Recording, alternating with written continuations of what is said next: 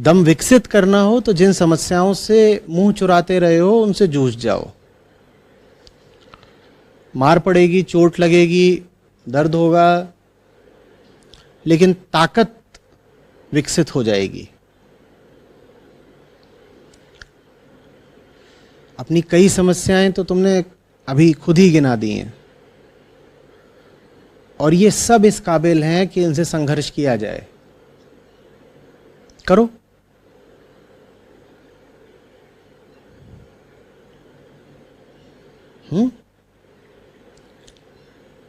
मस्तिष्क भी कुछ हद तक शरीर जैसा ही होता है, इसीलिए तो उसको सूक्ष्म शरीर बोलते हैं ना। मन को सूक्ष्म शरीर भी बोलते हैं और शरीर को स्थूल मन भी बोलते हैं दोनों एक ही आयाम के। तो जैसे शरीर विकसित करने के लिए शरीर पर दबाव डालना पड़ता है, शरीर को खींचना पड़ता है, शरीर को पीड़ा से गुजारना पड़ता है, हाँ, शरीर को लोहे के सामने खड़ा करना पड़ता है, वैसे ही मन की मांसपेशियां भी विकसित करने के लिए मन को चुनौतियों, समस्याओं के आगे खड़ा करना पड़ता है ना। और उनसे उलझना होगा, अपनी हार की परवाह नहीं करनी होगी, हौसला बचाकर रखना होगा।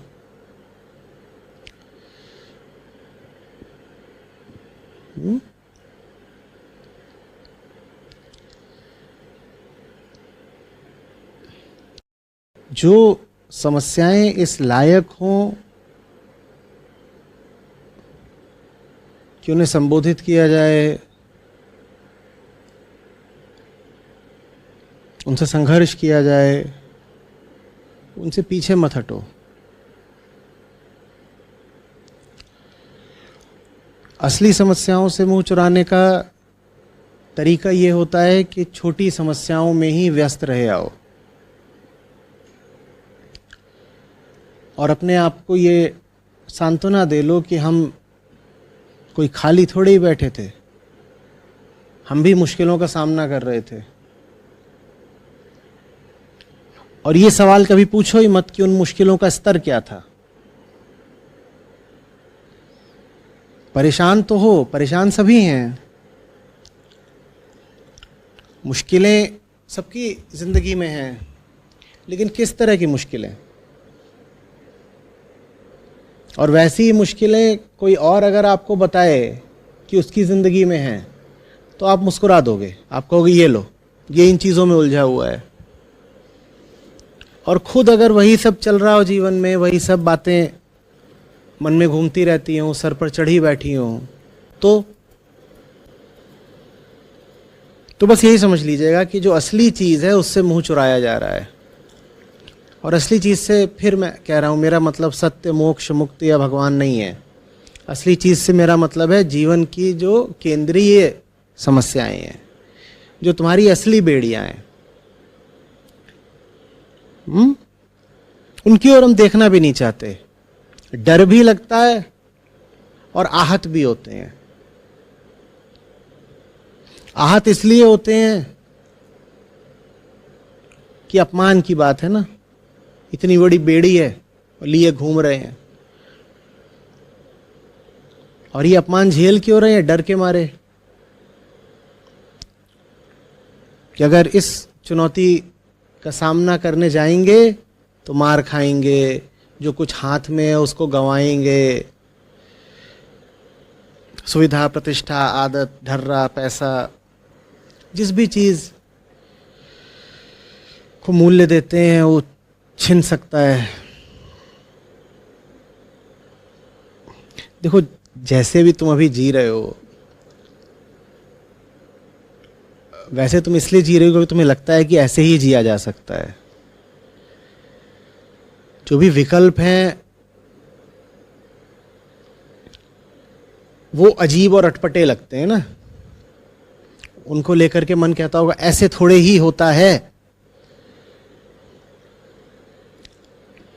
ऐसे थोड़े ही होता है। अच्छा ठीक है, वैसे नहीं होता जैसा विकल्प सुझाते हैं, पर वैसे होता है जैसे जिए जा रहे हो, वो ठीक है।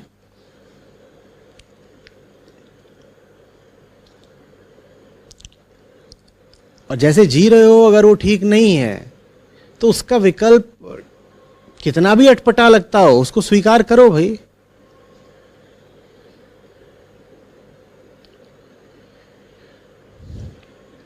वैकल्पिक जीवन थोड़ा सा अटपटा तो लगेगा ही लगेगा। कभी किसी मोटे आदमी को, बेहद मोटे आदमी को ट्रेडमिल पर दौड़ते देखा है? देखा है? कैसा लगता है? एकदम अटपटा लगता है कि नहीं? हाय हाय कर रहा है, पसीना गिर रहा है, 2 मिनट दौड़ता है, फिर स्पीड कम कर देता है, फिर 2 मिनट बाद रोक के पानी पीता है, फिर खुद को ही कुछ बहाना मारता है कि अरे लगता है जूते का फीता खुल गया, और फिर फीते को खोल करके फिर बांधता है। तो ये सब कुछ अटपटा तो लगता ही है, पर विकल्प है कोई इसके अलावा? ये अगर अटपटा है तो वो जैसा शरीर लेकर घूम रहा है वो अटपटा नहीं है। और अगर उस शरीर से मुक्ति चाहिए तो कुछ नया तो करना ही पड़ेगा ना। नए को ही हम अजीब बोल देते हैं, हमें उसकी आदत नहीं है और उसमें दर्द भी लगता है। ट्रेडमिल पर दौड़ना शरीर को तो दर्द ही देता है।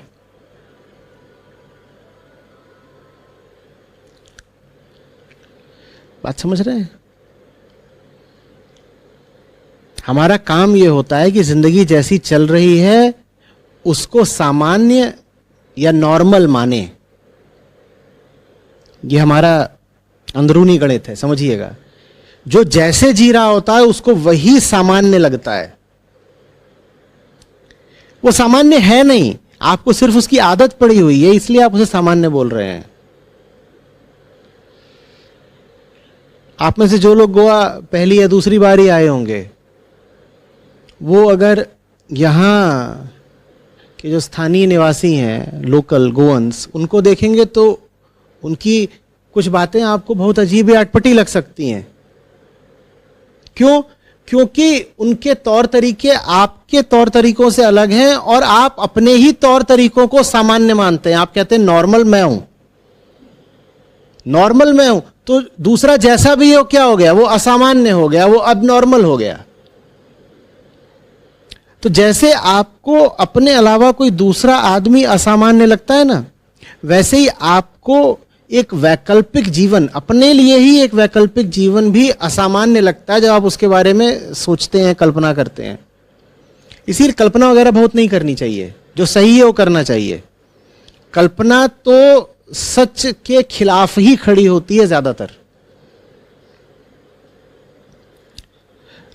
आप किसी से किसी बात पर कुछ संवाद करें, कुछ चर्चा, और आप ये सिद्ध भी कर दें कि आप जो कुछ कह रहे हो बिल्कुल ठीक है, तो आप पाएंगे कि सामने वाला आपको आखिरी तर्क ये देता है, तो फिर क्या करें? दुकान छोड़ दें? आप बात समझ रहे हो? उसका आखिरी तर्क क्या है? वो ये कह रहा है कि बिल्कुल ठीक कहा आपने कि मेरी वर्तमान स्थिति गड़बड़ है, लेकिन विकल्प मुझे स्वीकार नहीं है। विकल्प मुझे बहुत अजीब या अटपटा या भयावह लग रहा है। यहां फंस जाते हैं हम। यहां कोई नहीं ऐसा बैठा होगा जिसे अपनी वर्तमान स्थिति को लेकर शिकायत नहीं है, जो कुछ चीजों को बदलना नहीं चाहता। ठीक बोल रहा हूं? बोलिए। यहां सभी ऐसे बैठे हैं जो कुछ ना कुछ ऐसा है जिसको बदलना चाहते हैं, सुधारना चाहते हैं, ऊंचा उठाना चाहते हैं। चाहते हैं तो हो क्यों नहीं रहा? हो इसलिए नहीं रहा क्योंकि वर्तमान जीवन का जो विकल्प है आप उसकी पहले ही कल्पना कर लेते हैं और फिर कहते हैं ऐसे थोड़ी होता है, तो क्या करूं, मैं जान दे दूं?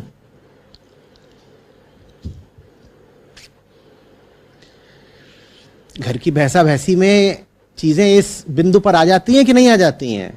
आप सामने वाले को समझा भी दीजिए कि तुमने यहां पे ऐसे गलती करी और तुम ऐसे ऐसे करते हो, तो आखिरी तर्क वो आपको क्या दे सकता है? तो क्या करूं मैं, जान दे दूं?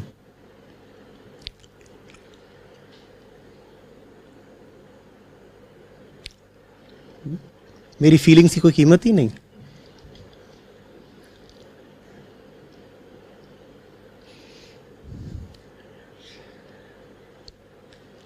भाई विकल्प का मूल्यांकन हम बाद में कर लेंगे, पहले इस बात पर सहमत होना जरूरी है कि जो चल रहा है ये नहीं चलना है, इसके बाद क्या चलना है वो देखा जाएगा। पर आप विकल्प पे पहले कूद जाते हैं, और विकल्प पर कूदते ही इसीलिए हैं ताकि जो चल रहा है विकल्प को उससे भी बदतर ठहराया जा सके। समझे बात को?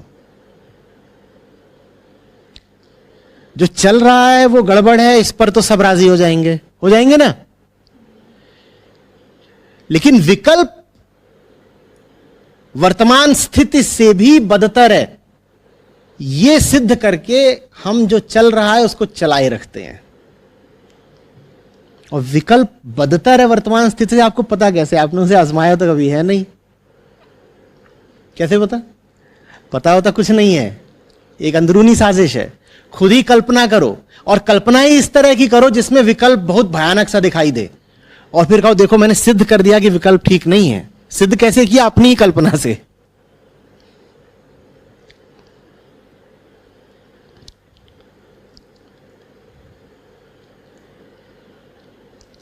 जैसे पिंजड़े में बंद कोई चिड़िया, कल्पना करे कि वो खुले आकाश में उड़ रही है और उसको बाज और गिद्ध आकर ले गए, मार गए, खा गए। ये कल्पना वो क्यों कर रही है? ये कल्पना वो क्यों कर रही है? ये कल्पना, ये विचार उसकी साजिश है अपने ही खिलाफ। ये कल्पना वो इसलिए कर रही है ताकि पिंजड़े से बाहर निकलने का श्रम न करना पड़े उसे, और पिंजड़े में जो उसे सुख सुविधा और मुफ्त की रोटी खाने की आदत लग गई है वो चलती रहे।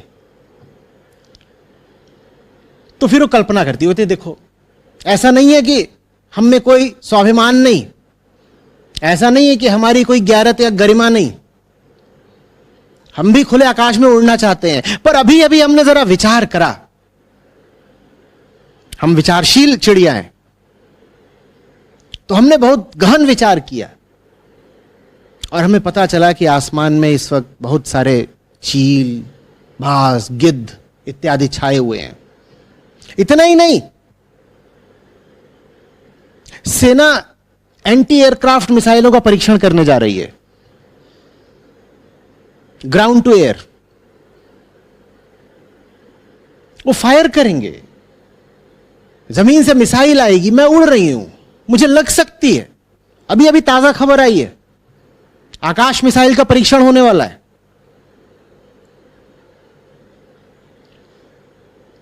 एकदम बुद्धिजीवी चिड़िया है, विचारक, हमारी तरह। विकल्प का उसने वैचारिक तल पर पूरा परीक्षण कर डाला और निष्कर्ष भी निकाल लिया। और निष्कर्ष तो साहब हमेशा एक ही निकलता है, क्या? जो चल रहा है वही ठीक है, चलने दो, क्योंकि विकल्प इससे भी खराब है।